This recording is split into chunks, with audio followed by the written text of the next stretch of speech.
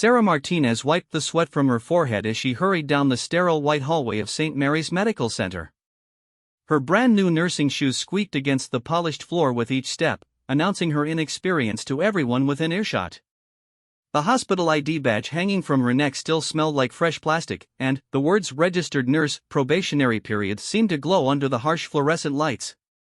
It had been exactly 3 weeks since Sarah graduated from nursing school, and 2 weeks since she started working at one of the city's most prestigious hospitals. Every day felt like a test she wasn't sure she was passing. The other nurses, with their confident strides and years of experience, made everything look effortless. They could start in 4 in their sleep, decode doctor handwriting without squinting, and handle medical emergencies with the calm of seasoned professionals. Sarah, on the other hand, still double-checked everything 3 times and carried a pocket reference book that she consulted more often than she cared to admit. Her supervisor, Nurse Patricia Williams, had made it clear during orientation that mistakes weren't tolerated at St. Mary's. The hospital served everyone from politicians to celebrities, and their reputation for excellence meant that every staff member had to perform at the highest level. The morning started like any other Tuesday. Sarah arrived 30 minutes early, reviewed her patient assignments, and prepared for the 7 a.m. shift change. She was assigned to the general medical ward, caring for 6 patients with various conditions ranging from post-surgical recovery to chronic illness management. It wasn't the most exciting assignment, but Sarah was grateful for the steady, predictable routine it provided. As she made her rounds, checking vital signs and administering morning medications, Sarah couldn't help but notice the hushed conversations happening at the nurses' station. Dr. Michael Rodriguez, one of the senior attending physicians, was speaking in low tones with Dr. Jennifer Chen, the head of emergency medicine. Their serious expressions and frequent glances toward the elevator suggested something important was happening. Martinez called Nurse Williams from across the station. "When you're finished with room 314, I need you to help prepare room 318. We're getting a priority admission." Sarah nodded and quickened her pace. Priority admissions usually meant either a VIP patient or someone in critical condition. Either way, it meant extra scrutiny on everything she did. She finished checking on Mrs. Thompson, an elderly woman recovering from gallbladder surgery, and headed to room 318. The room was one of the larger private suites, typically reserved for patients who required either intensive monitoring or special privacy considerations. Sarah began the standard preparation routine, checking that all equipment was functioning properly, ensuring the bed was properly positioned, and verifying that emergency supplies were readily available. As she worked, snippets of conversation drifted in from the hallway. She heard mention of a military transport, classified medical information, and strict security protocols. Sarah's curiosity was piqued, but she focused on her tasks.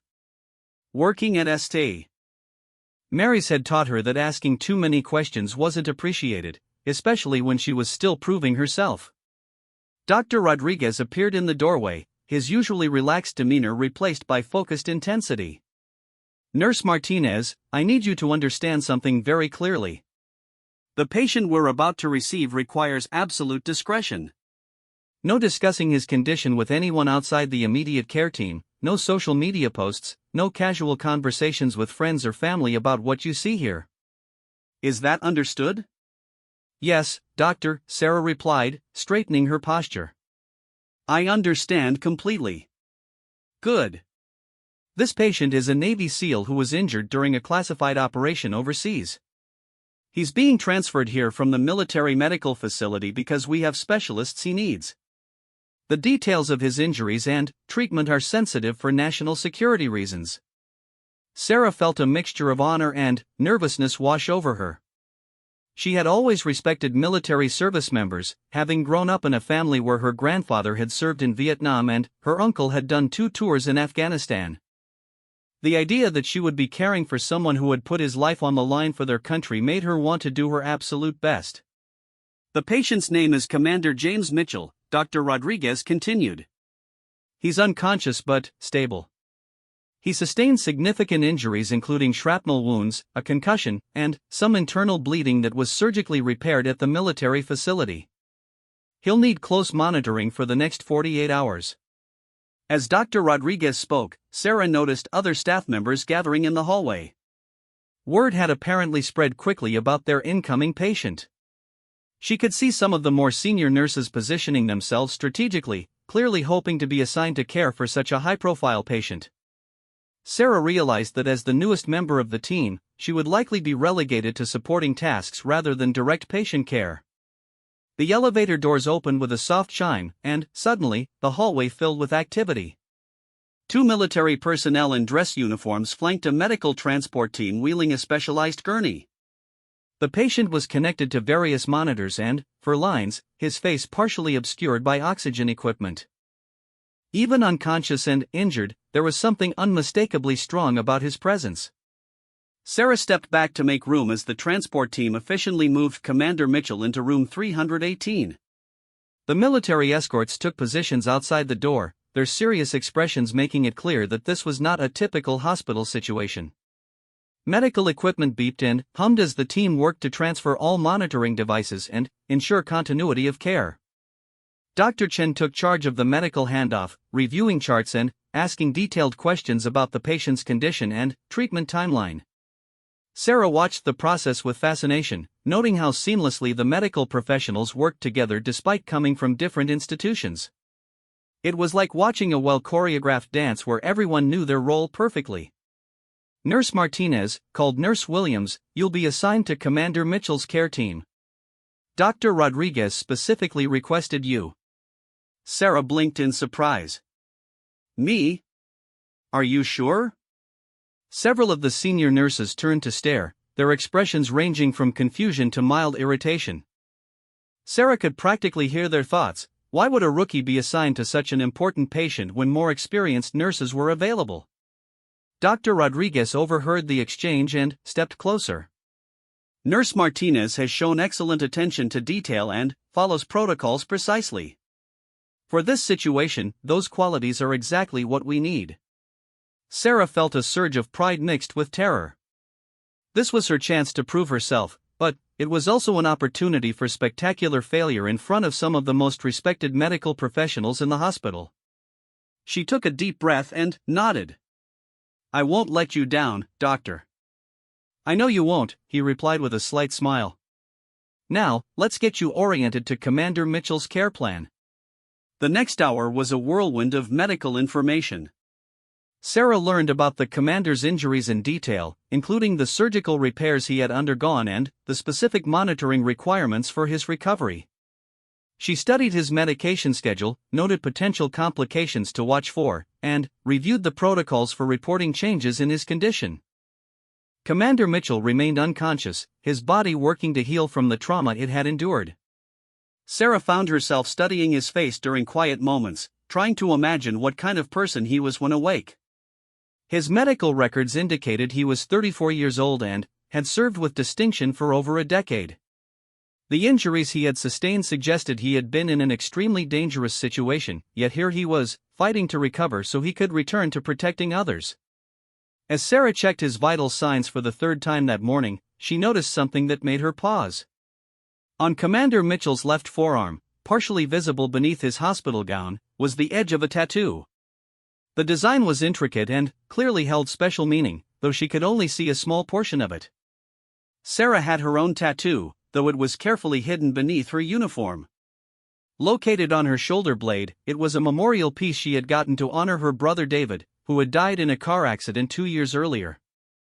The tattoo incorporated his military dog tags, which he had worn during his service as a Marine, along with a verse that had meant something special to both of them. She had never mentioned the tattoo to anyone at work, knowing that some people still held outdated views about body art in professional settings. St. Mary's didn't explicitly prohibit tattoos, but the conservative culture of the hospital made Sarah cautious about revealing anything that might affect how others perceived her professionalism. Dr. Rodriguez returned to check on their patient's progress, accompanied by a specialist who had been consulted about Commander Mitchell's head injury. As they discussed treatment options, Sarah continued her careful monitoring, documenting every detail and ensuring that all protocols were being followed exactly as specified. His neurological responses are improving, observed Dr. Susan Walsh, the neurologist. The latest scans show the swelling in his brain has decreased significantly. He should regain consciousness within the next 24 to 48 hours. That's encouraging news, Dr. Rodriguez replied. Nurse Martinez, I want you to continue monitoring him closely.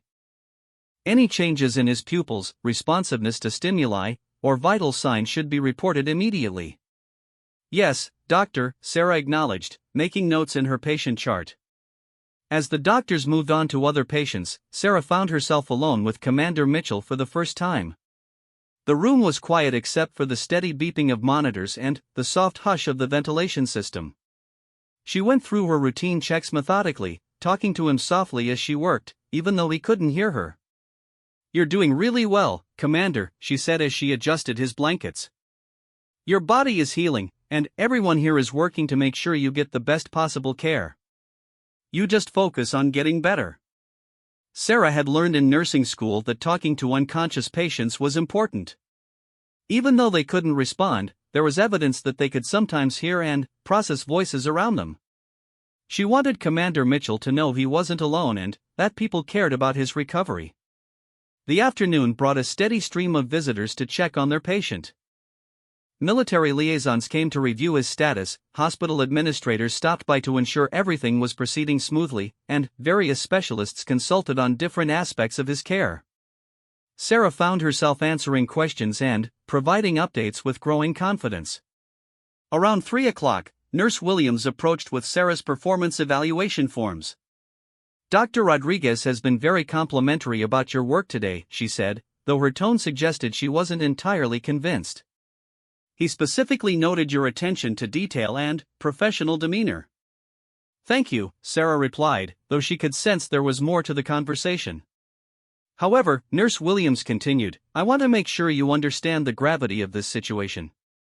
This isn't just about providing good nursing care. This patient's presence here reflects on the entire hospital. Any mistakes, any breaches of protocol, any unprofessional behavior will have serious consequences. Sarah nodded seriously. I understand completely. I won't let the hospital down. See that you don't, Nurse Williams said before walking away. As the day progressed, Sarah began to feel more comfortable in her role caring for Commander Mitchell.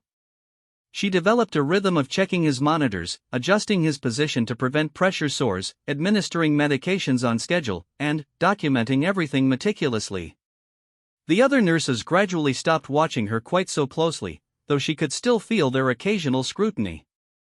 During a quiet moment in the evening, Sarah was adjusting Commander Mitchell's arm to check his foresight when his hospital gown shifted, revealing more of his tattoo. What she saw made her heart skip a beat. The design included military insignia she recognized, along with text that read Semper Fi and a date that corresponded to her brother David's deployment to Afghanistan. Sarah stared at the tattoo, her mind racing. The design elements were almost identical to a tattoo David had described getting with his unit, but which he had never lived to complete. He had been planning to add memorial elements for fallen comrades, but his own death had cut those plans short. She gently moved the fabric to see more of the design, and what she discovered left her breathless. Incorporated into the tattoo was a list of names, clearly meant to honor fallen service members. And there, etched permanently into Commander Mitchell's skin, was the name Corporal David Martinez. Sarah's hands began to tremble as the realization hit her. This man, this Navy SEAL lying unconscious in the hospital bed, had known her brother. Not only known him, but cared enough to carry David's memory permanently on his body. The tattoo wasn't just military pride or unit solidarity, it was a memorial to the men and women who had made the ultimate sacrifice. She stood frozen beside the bed, staring at her brother's name and trying to process what this meant. Questions flooded her mind. How had Commander Mitchell known David? Had they served together? Were they friends? Had David mentioned having a sister who was studying to be a nurse? Sarah realized she was crying when a tear dropped onto Commander Mitchell's chart. She quickly wiped her eyes and tried to regain her composure, but the emotional impact of the discovery was overwhelming. For 2 years, she had grieved her brother's death, always feeling like she was the only one who truly remembered him. Their parents had struggled with their loss, and David's military friends had been scattered to different assignments after his death. Now, suddenly, she had found someone who had cared enough about David to honor his memory permanently. Someone who had been willing to endure hours of tattooing to ensure that her brother's sacrifice would never be forgotten. The tattoo represented everything Sarah had hoped people would remember about David: his service, his sacrifice, and his worth as a human being. As her shift neared its end, Sarah found herself staying close to Commander Mitchell's room, reluctant to leave. She wanted to be there when he woke up, to ask him about David, to thank him for remembering her brother. But she also felt nervous about what that conversation might reveal. What if David had died in a way that was more painful than what the family had been told? What if there were details about his service that would be difficult to hear? Dr. Rodriguez stopped by for a final check on their patient before the night shift took over. "How has he been this evening?" he asked. "Very stable," Sarah reported. "All his vital signs have remained consistent, and there haven't been any concerning changes in his neurological status." "Excellent work today, Nurse Martinez," Dr. Rodriguez said. "I know this was a challenging assignment, but you've handled it with real professionalism. Commander Mitchell is in good hands." As Sarah prepared to leave for the day, she took one last look at Commander Mitchell. He looked peaceful despite his injuries, and she could see the strength that had carried him through whatever mission had brought him here. Tomorrow, she would return and continue caring for him, but now it felt like more than just a job. It felt personal. She gathered her things and headed toward the elevator, her mind still reeling from the discovery of David's name on Commander Mitchell's tattoo. The hallway that had seemed so intimidating that morning now felt different. She wasn't just the rookie nurse anymore, she was someone with a connection to this patient that went deeper than medical care. As the elevator doors closed, Sarah realized that tomorrow might bring answers to questions she had carried for 2 years. Commander Mitchell might wake up, and, when he did, she would finally have the chance to learn more about her brother's final months and the impact he had made on the people who served alongside him. The discovery had transformed what started as just another work assignment into something that could change her understanding of her brother's legacy and her own purpose as a nurse. Sarah couldn't wait to return the next day, both to continue providing the best possible care for her patient and to hopefully begin a conversation that had been 2 years in the making. Sarah arrived at the hospital the next morning with a mixture of anticipation and nervousness that had kept her awake most of the night. She had replayed the discovery of her brother's name on Commander Mitchell's tattoo countless times, imagining different scenarios for how their first conversation might unfold. Would he remember David clearly? Would he be able to tell her things about her brother's final months that the family had never learned? The morning report from the night shift nurse brought encouraging news.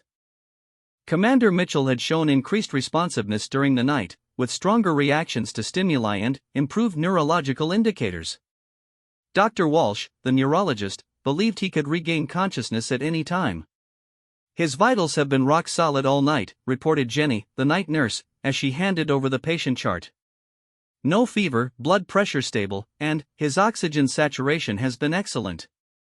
Dr. Rodriguez wants to start weaning him off some of the heavier medications today to encourage natural awakening." Sarah nodded, absorbing every detail. She had spent time the previous evening researching recovery patterns for patients with similar injuries, wanting to be as prepared as possible for whatever the day might bring. Knowledge had always been her way of managing anxiety, and today she needed all the confidence she could muster. As she entered room 318, Sarah was struck again by Commander Mitchell's presence. Even unconscious, there was something about him that commanded respect. His face, while showing the effects of his injuries, had strong, honest features. His hands, resting on top of the blankets, bore small scars that spoke of a life lived in service to others. Sarah began her morning routine, checking monitors, reviewing medication schedules, and documenting his current status. As she worked, she found herself studying the visible portion of his tattoo again, still amazed by the discovery of her brother's name. The artwork was clearly professional and thoughtfully designed, with each element carefully placed to create a meaningful whole. Dr. Rodriguez arrived for morning rounds, accompanied by Dr. Walsh and a respiratory therapist. They reviewed Commander Mitchell's progress with obvious satisfaction, noting the steady improvement in all his indicators. Let's reduce the sedation by 50%, Dr. Rodriguez decided after reviewing the latest test results. I want to see how he responds. If his vitals remain stable, we can consider further reductions this afternoon. Should we expect him to wake up today? Sarah asked. It's very possible, Dr. Walsh replied. Brain injury recovery can be unpredictable, but all signs point to him regaining consciousness soon. When he does, he may be confused or disoriented initially. That's completely normal. The important thing is to keep him calm and gradually orient him to his surroundings. As the medical team moved on to other patients, Sarah settled into her monitoring routine with heightened awareness. Every slight change in Commander Mitchell's facial expression, every fluctuation in his vital signs, could signal the beginning of his return to consciousness. She wanted to be ready. Around mid-morning, she noticed his eyelids beginning to flutter more frequently. His breathing pattern, while still supported by supplemental oxygen, seemed to be getting stronger and more regular. Sarah moved closer to the bed, speaking softly as she had been doing since yesterday. Commander Mitchell, my name is Sarah, and I'm your nurse here at St. Mary's Medical Center. You were injured, but you're safe now and recovering well. If you can hear me, you're in a hospital in California, and everyone here is working to help you get better. She continued talking as she went through her checks, explaining what she was doing and providing reassurance about his condition.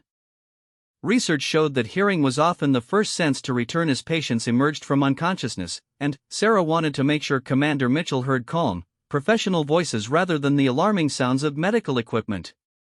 Shortly before noon, as Sarah was reviewing his medication chart, she heard a soft groan from the bed. Looking up quickly, she saw Commander Mitchell's eyelids moving more purposefully, and his head turned slightly to one side. Commander Mitchell? Sarah said, moving to where he could see her more easily if his eyes opened. Can you hear me? Another soft sound, almost like he was trying to speak, came from his throat. Sarah immediately reached for the call button to alert Dr. Rodriguez while maintaining her focus on her patient. It's okay, Commander. Don't try to talk yet. You have some equipment helping you breathe. You're in a hospital, and you're safe. His eyelids fluttered open briefly, revealing confused but alert brown eyes before closing again. The moment lasted only a few seconds, but it was definitely purposeful consciousness rather than random reflex. Dr. Rodriguez arrived within minutes, followed closely by Dr. Walsh.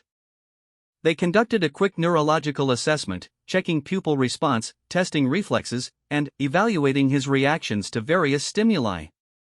Commander Mitchell's responses, while still limited, showed clear improvement from the previous day.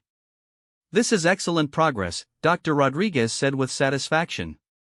His pupils are reactive and equal, and he's definitely showing awareness of his environment.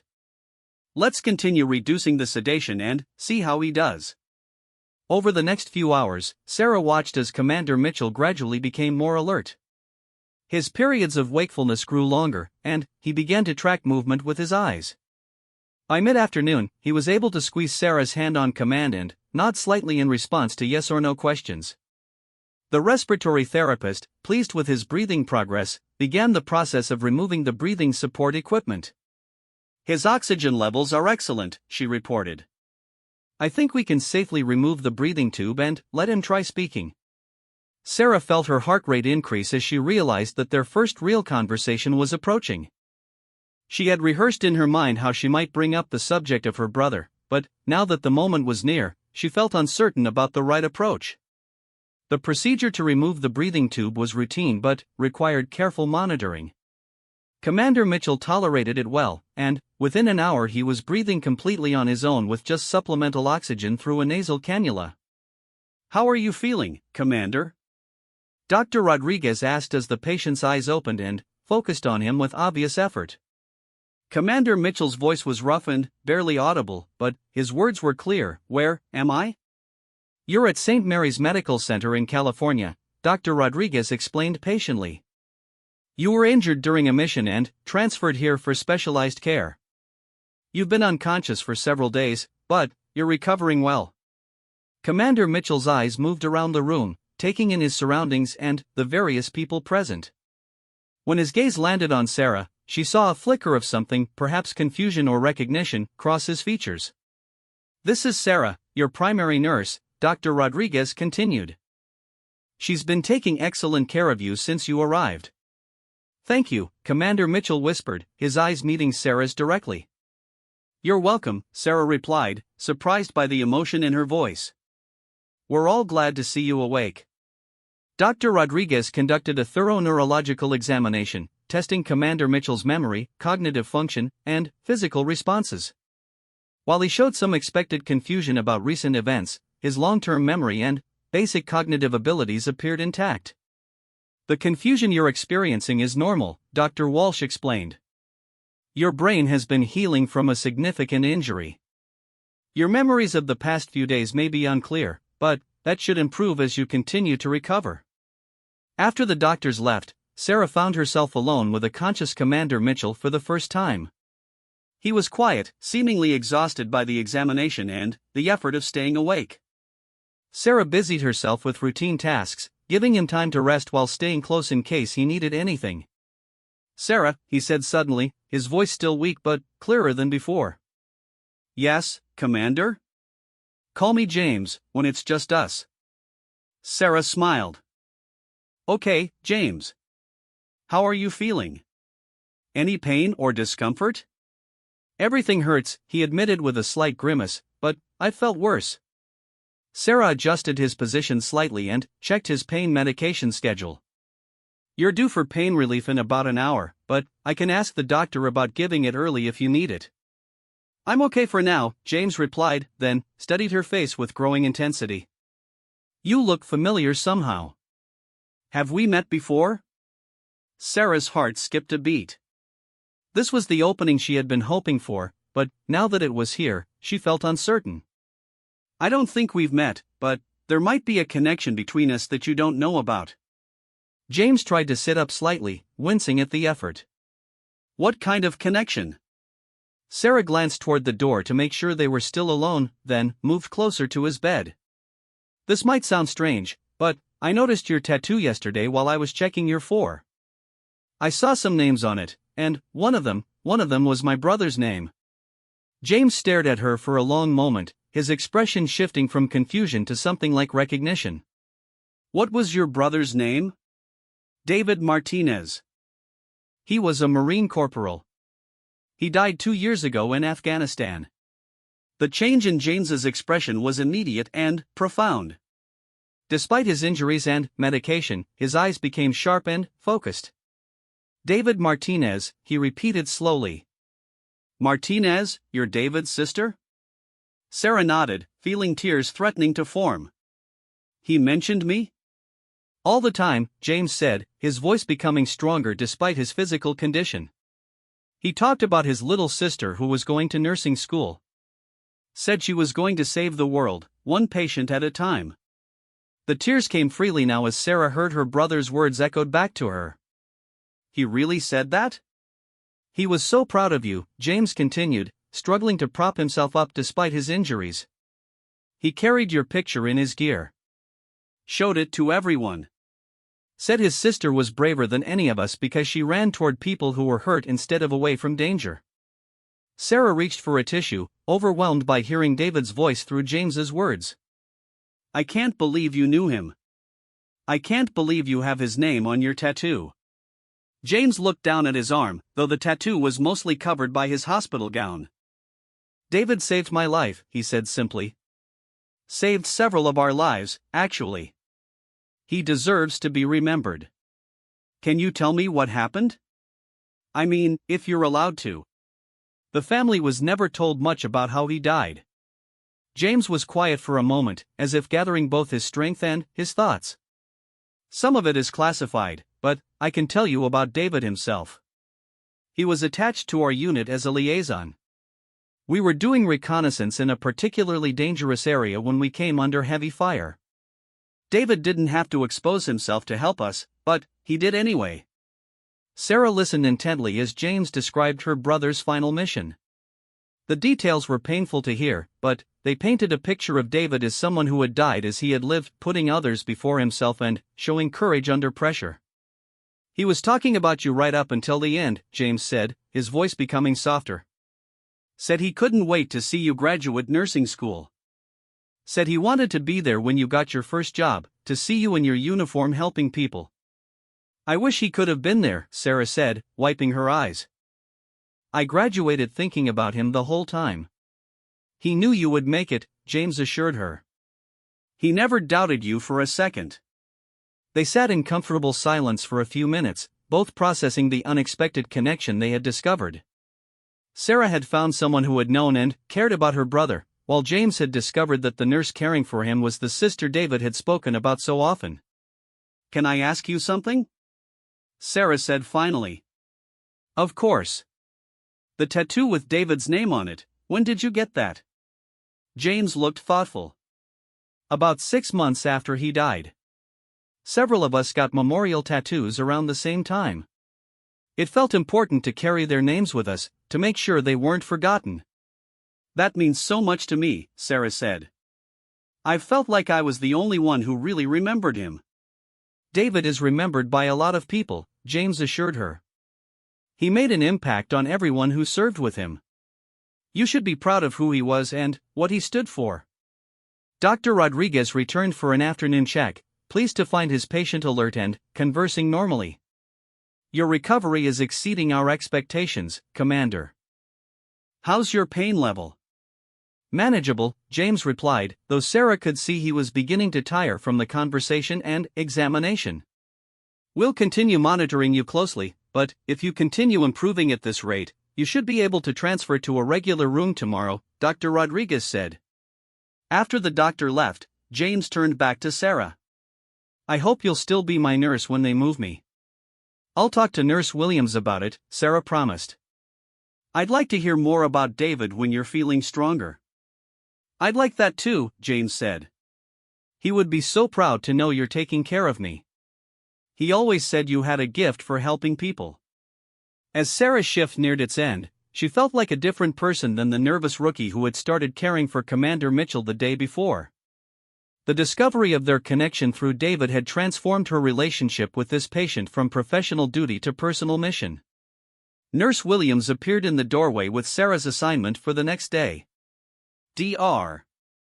Rodriguez has specifically requested that you continue caring for Commander Mitchell, she announced, her tone suggesting she still wasn't entirely sure why a rookie nurse was being given such responsibility. Thank you, Sarah said, genuinely grateful for the opportunity. His recovery has been remarkable, Nurse Williams continued.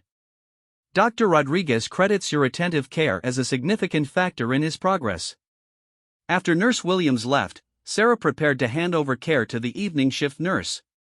She gave a detailed report on James's condition and progress, noting his improved alertness and the successful removal of his breathing support. One more thing, Sarah said to James before leaving. David always told me that Marines and Navy SEALs had a rivalry, but he also said that when it mattered, all service members looked out for each other. James smiled, the first real smile Sarah had seen from him. Your brother was right about that. We might give each other grief, but we're all on the same team when it counts. Thank you for being on his team, Sarah said softly. Thank you for being on mine, James replied. As Sarah left the hospital that evening, she felt a sense of purpose and connection that had been missing from her life since David's death. She had found someone who could help her understand her brother's final chapter, and she had discovered that her own work as a nurse was continuing David's legacy of service in a different but equally important way. Tomorrow would bring new challenges and continued recovery for James, but it would also bring more opportunities to learn about her brother and to honor his memory through the care she provided. Sarah realized that sometimes the most meaningful connections come when we least expect them, and that healing can happen for both patient and caregiver when they find common ground in shared loss and mutual respect. Sarah arrived at work the next morning to find the hospital buzzing with unusual activity. Security personnel were stationed at various points throughout the building, and she noticed several people in military dress uniforms speaking with hospital administrators. As she made her way to the nursing station, she overheard fragments of conversations about media inquiries, security protocols, and classified information. Nurse Williams intercepted her before she could reach Commander Mitchell's room. Martinez, there have been some developments overnight. Commander Mitchell's condition has been classified as a matter of national security interest. We've received instructions from both military liaisons and hospital administration about handling his care. What kind of instructions? Sarah asked, concerned about what this might mean for her patient. Additional security measures, stricter information control, and limited access to his medical records, Nurse Williams explained. Dr. Rodriguez wants to see you immediately before you begin your shift.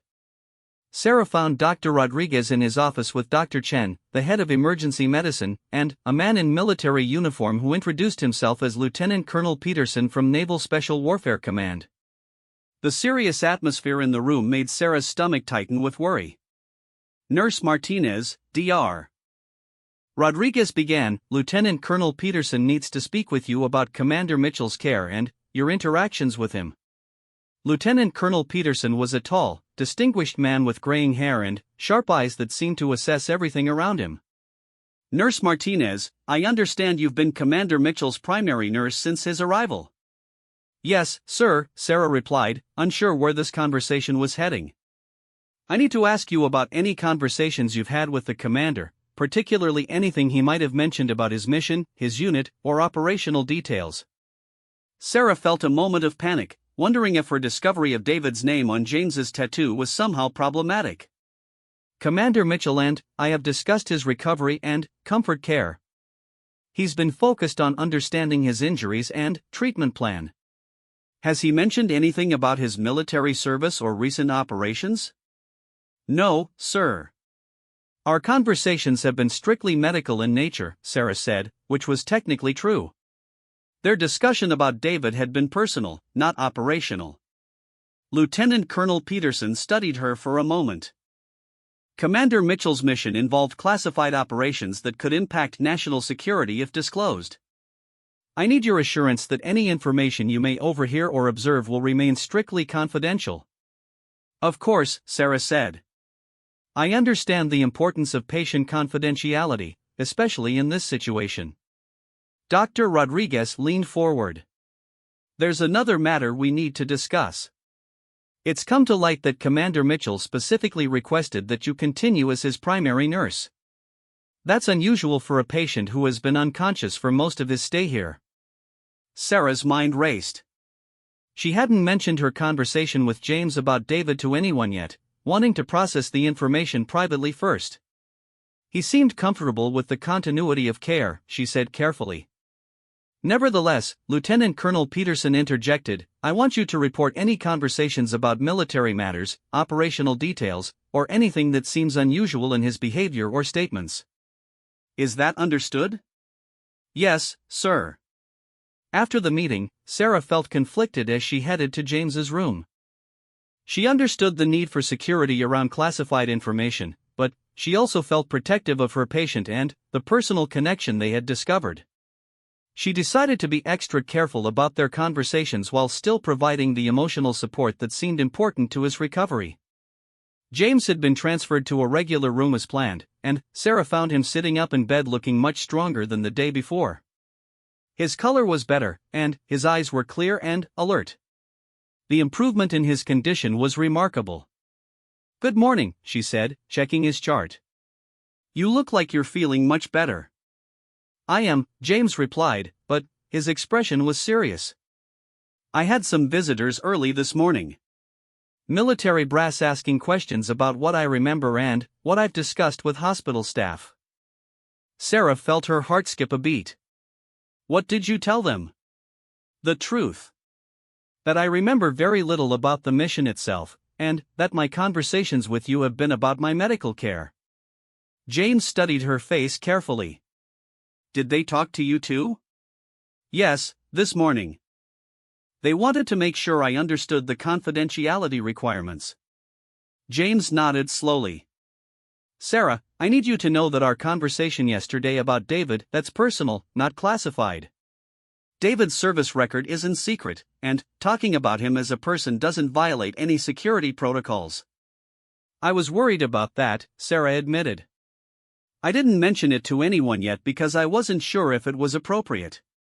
It's completely appropriate, James assured her. In fact, I think it would be good for you to know more about the kind of man your brother was. Would you like me to tell you some stories about him? Sarah looked around the room, noting the increased security presence outside. Are you sure it's okay? I don't want to get either of us in trouble. Trust me, talking about David Martinez the person is not going to compromise national security, James said with a slight smile. Besides, I think hearing about him might help both of us heal. As Sarah went through her morning routine of checking James's vital signs and medications, he began sharing memories of David that went beyond their final mission. He told her about David's sense of humor, his dedication to his fellow Marines, and his unwavering optimism even in difficult circumstances. David had this way of making everyone feel better, even when things were tough, James explained. He could find something to laugh about in almost any situation. But he was also incredibly professional when it mattered. I never saw him back down from a challenge or leave a job half-finished. That sounds like the David I knew, Sarah said, smiling as she imagined her brother in that environment. He was always the one who could make me laugh when I was stressed about school or worried about tests. He talked about that, James said. Said you were so focused on your studies that sometimes he had to remind you to have fun. He was proud that you were serious about your goals, but he worried that you put too much pressure on yourself. Sarah paused in her work, touched by the accuracy of David's observation.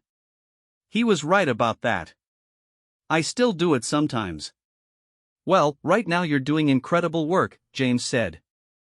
David would be amazed to see you taking care of a beat-up SEAL and making him feel human again. Dr. Rodriguez arrived for morning rounds, accompanied by Dr. Walsh and a new doctor Sarah didn't recognize.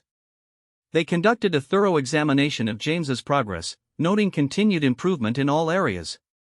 Commander, we're very pleased with your recovery, Dr. Rodriguez announced. Your neurological function has returned to normal levels, your surgical sites are healing well, and your overall condition is stable. Does that mean I can start thinking about getting out of here? James asked hopefully. The doctors exchanged glances. That decision will be made jointly by our medical team and your military medical officers, Dr. Rodriguez said diplomatically. For now, we're focusing on continued recovery and rehabilitation. After the doctors left, James looked frustrated. I feel like I'm being held here for reasons that have nothing to do with my medical condition. Sarah could understand his frustration, but she also recognized the complicated nature of his situation. Maybe they're just being extra cautious because of the type of injuries you had. Head trauma can be unpredictable.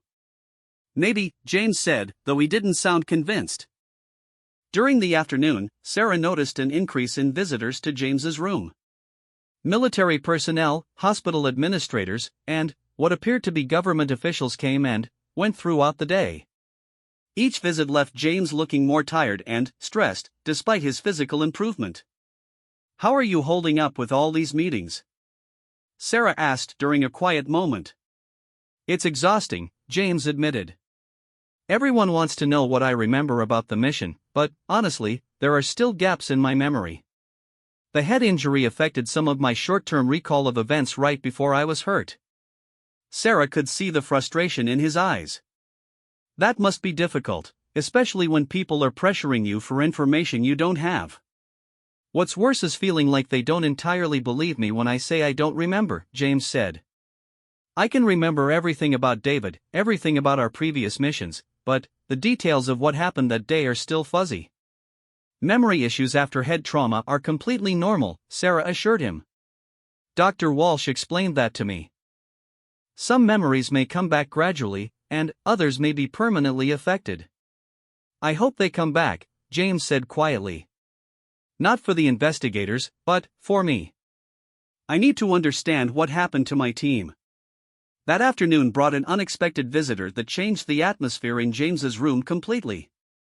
Sarah was adjusting his floor when she heard a commotion in the hallway, followed by authoritative voices and the sound of military personnel moving with purpose. A few minutes later, a man in a Navy uniform with multiple stars on his collar entered the room, followed by an entourage of officers and aides. James immediately attempted to sit at attention, despite his injuries. At ease, Commander, the senior officer said. I'm Admiral Richardson.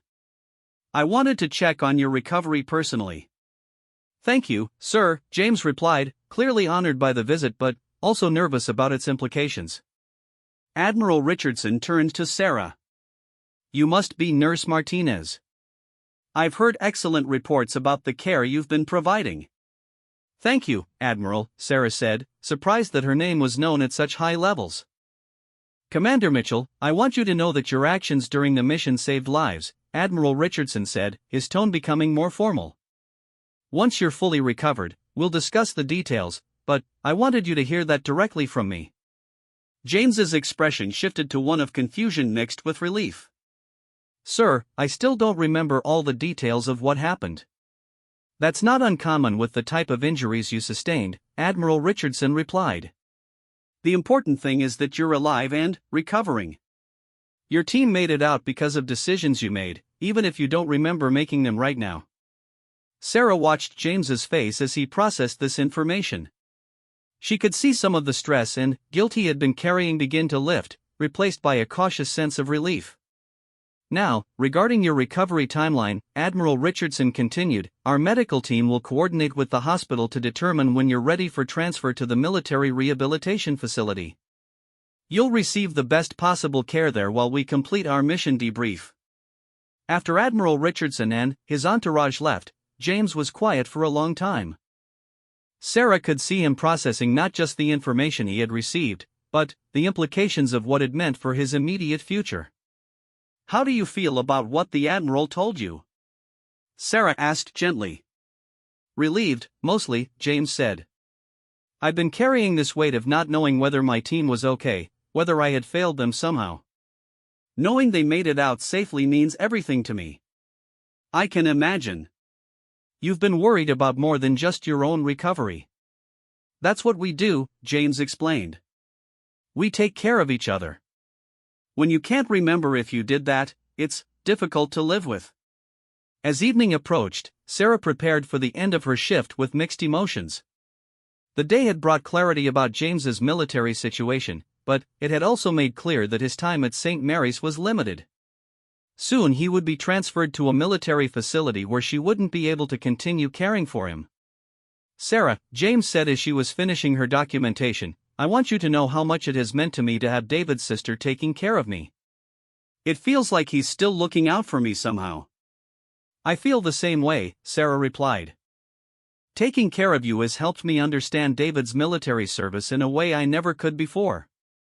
It's helped me feel closer to him. Before I get transferred out of here, there's something I want to give you, James said, reaching for the bedside table drawer. I've been carrying this since David died, but I think it belongs with you now.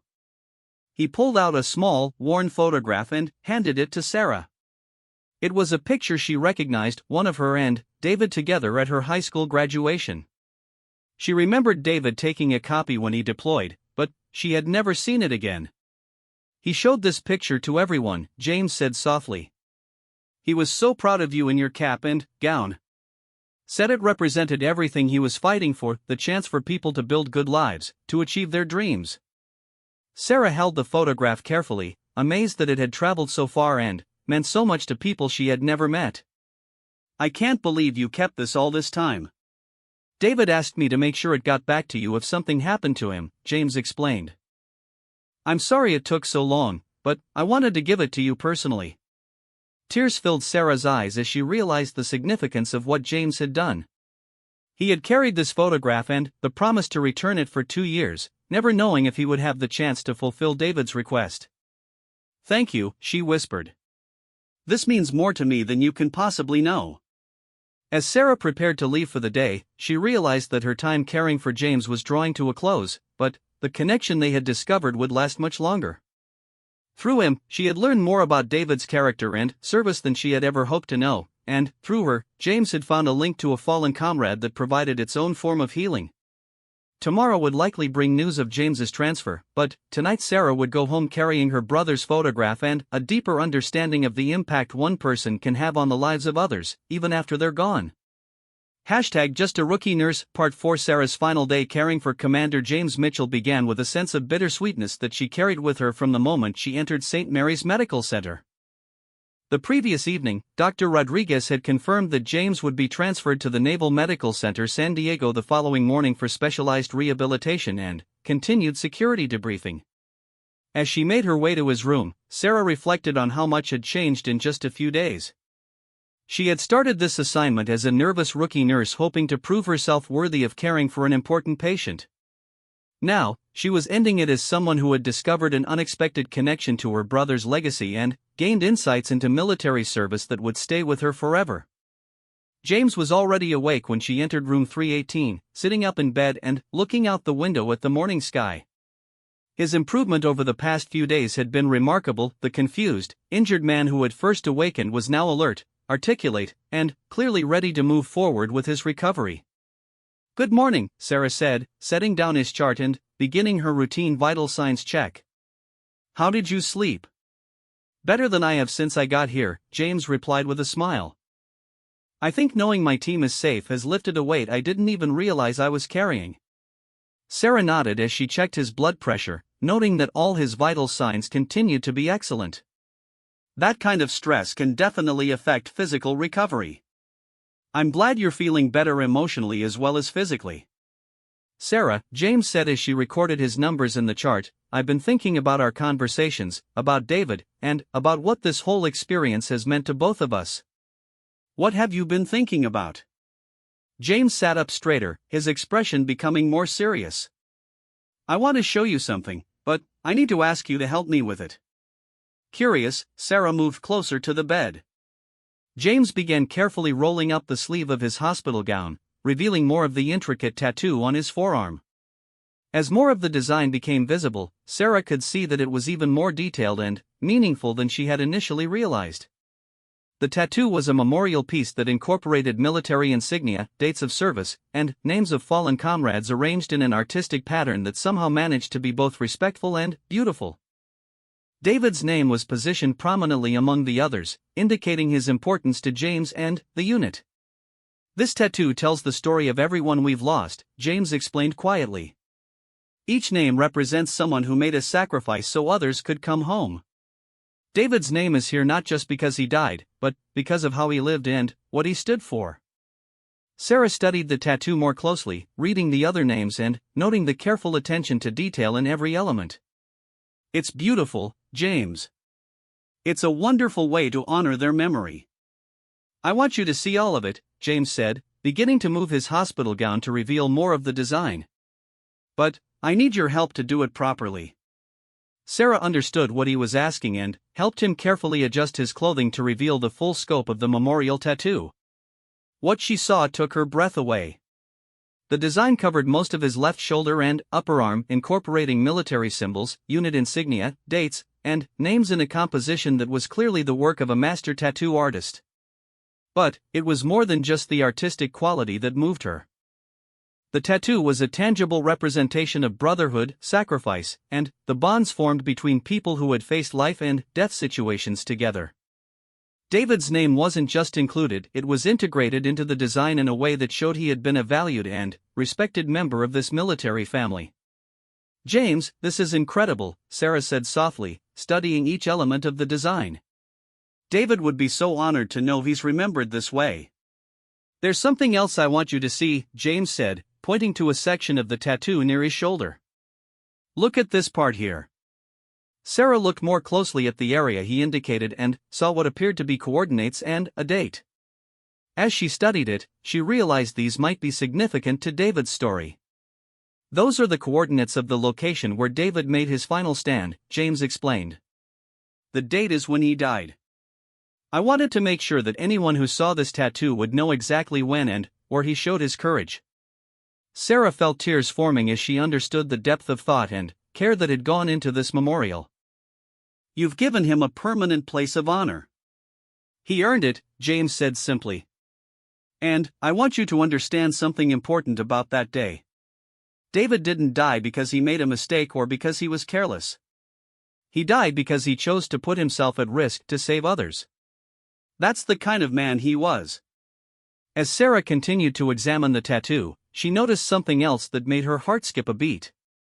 Near the bottom of the design, in small, elegant script, were the words, "For those who wait at home." "What does this part mean?" she asked, pointing to the inscription. James followed her gaze and smiled. "That's for people like you, Sarah. For the families who wait and worry and grieve when service members don't come home. David talked all the time about wanting to make sure his family was proud of him, especially you." "I have always been proud of him," Sarah said, wiping away tears that had started to fall. "Even before I knew the details of how he died, I was proud of who he was." He knew that, James assured her. "And he would be incredibly proud of who you've become. Taking care of people, healing the injured, making a difference in the world, that's exactly what he hoped you would do." Dr. Rodriguez appeared in the doorway, accompanied by a nurse from the Naval Medical Center who had come to oversee James's transfer. The transition was happening faster than Sarah had expected, and she felt unprepared for the goodbye that was approaching. "Commander Mitchell, how are you feeling this morning?" Dr. Rodriguez asked as he reviewed the chart. "Ready to move forward with my recovery," James replied, though Sarah noticed him glance at her with an expression that suggested he shared her reluctance about ending their time together. "Excellent. Your vital signs have been stable, your neurological function has returned to normal, and your surgical sites have healed remarkably well. From a medical standpoint, you're ready for transfer to the next phase of your care." The Navy nurse introduced herself as Lieutenant Commander Sarah Walsh, a coincidence in names that made everyone smile briefly. She explained the transfer process and timeline, noting that transport would arrive within the hour. "Nurse Martinez, Dr. Rodriguez said, Lieutenant Commander Walsh has specifically requested to speak with you about Commander Mitchell's care plan and your observations about his recovery." Sarah spent the next 30 minutes providing a detailed briefing about James's medical journey since his arrival at St. Mary's.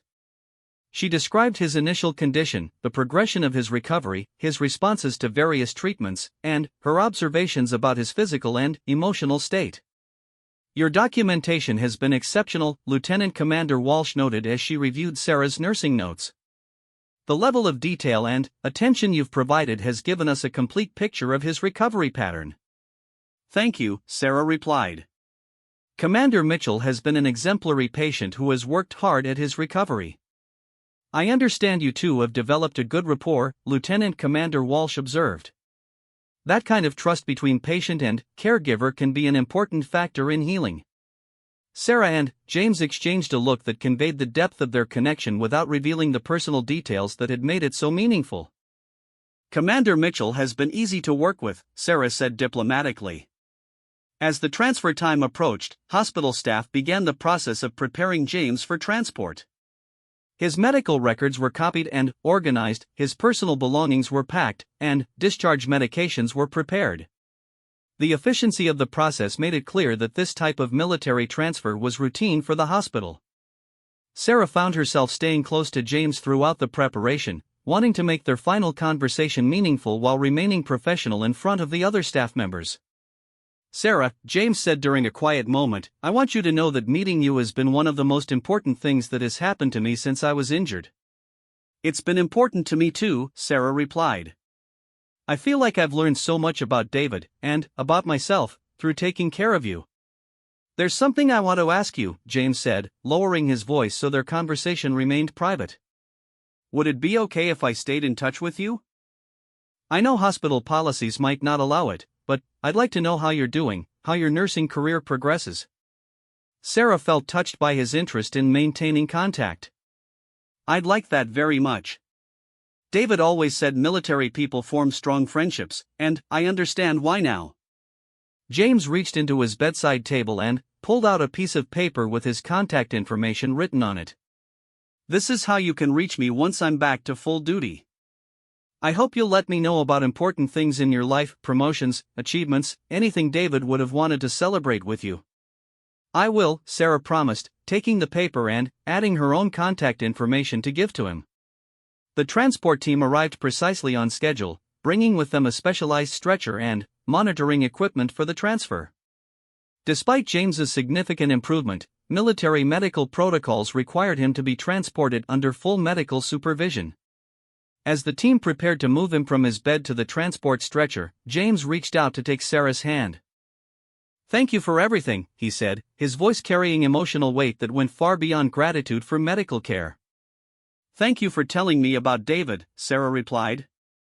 "Thank you for remembering him and honoring him the way you have." The transfer team efficiently moved James onto their stretcher and began connecting him to their monitoring equipment. The process was smooth and professional, but it marked the definitive end of Sarah's role as his nurse.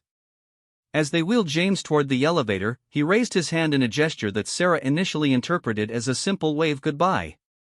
But, as she looked more closely, she realized it wasn't a wave, it was a salute. A formal military salute directed specifically at her. The gesture was so unexpected and so clearly intentional that it stopped Sarah in her tracks. Around them, the busy hospital corridor seemed to pause as other staff members noticed what was happening. A Navy SEAL commander was saluting a rookie nurse, and the respect and gratitude conveyed by that simple gesture was unmistakable. Sarah felt her eyes fill with tears as she understood the significance of what James was doing. He wasn't just saying goodbye, he was honoring her service as a nurse and acknowledging the connection they had discovered through David's memory. The salute was his way of saying that her work mattered, that caring for others was its own form of service worthy of recognition. Without thinking about hospital protocols or professional boundaries, Sarah found herself returning the salute. It wasn't technically proper, she wasn't military personnel, but it felt like the right response to James's gesture of respect. The elevator doors closed, and James was gone, but the impact of that final exchange lingered in the hallway. Sarah stood there for a moment, processing what had just happened and what it meant for her understanding of her own role as a nurse. Dr. Rodriguez approached her with a smile.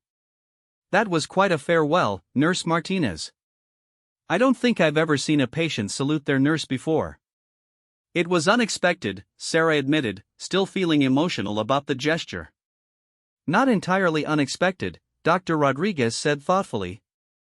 "Commander Mitchell specifically mentioned to me yesterday that you represented the best of what nursing should be, professional competence combined with genuine compassion. He said caring for him felt like an honor rather than just a job." Sarah felt a surge of pride at hearing James's words. Caring for him was an honor. He's an exceptional person who has served our country with distinction. As Sarah prepared to take on her next patient assignment, she reflected on how much she had grown during her few days caring for James. She had entered the experience as a nervous rookie worried about making mistakes. She was leaving it as a nurse who understood the deeper meaning of her profession and her own capacity to make a meaningful difference in people's lives. The photograph David had carried overseas was now safely in Sarah's possession, and with it came a deeper understanding of her brother's service and sacrifice. Through James, she had learned that David's impact had extended far beyond his immediate family, touching the lives of fellow service members in ways that would be remembered and honored for years to come. But, perhaps most importantly, Sarah had discovered that her own work as a nurse was a continuation of David's legacy of service. Different in form but similar in purpose, nursing represented the same commitment to putting others before oneself and making sacrifices to help those in need. As she walked toward her next patient's room, Sarah carried with her not just the memory of James's salute, but a newfound confidence in her abilities and a deeper appreciation for the profession she had chosen. She was no longer just a rookie nurse hoping to prove herself worthy, she was a caregiver who understood that every patient deserved the same level of respect and dedication that she had provided to Commander James Mitchell. The experience had transformed both of them. James had found healing not just from his physical injuries, but from the emotional weight of uncertainty about his team's survival. Sarah had found connection to her brother's memory and validation of her choice to dedicate her life to helping others heal. And, somewhere in the careful design of James's memorial tattoo, David Martinez's name would continue to be carried forward, ensuring that his sacrifice and the values he represented would never be forgotten by those who had known him and those who would hear his story in the years to come. The rookie nurse had learned that sometimes the most profound moments of growth come not from textbooks or training exercises, but from the unexpected connections we make with the people we're called to serve. And, sometimes, those connections change not just how we do our jobs, but who we become as human beings.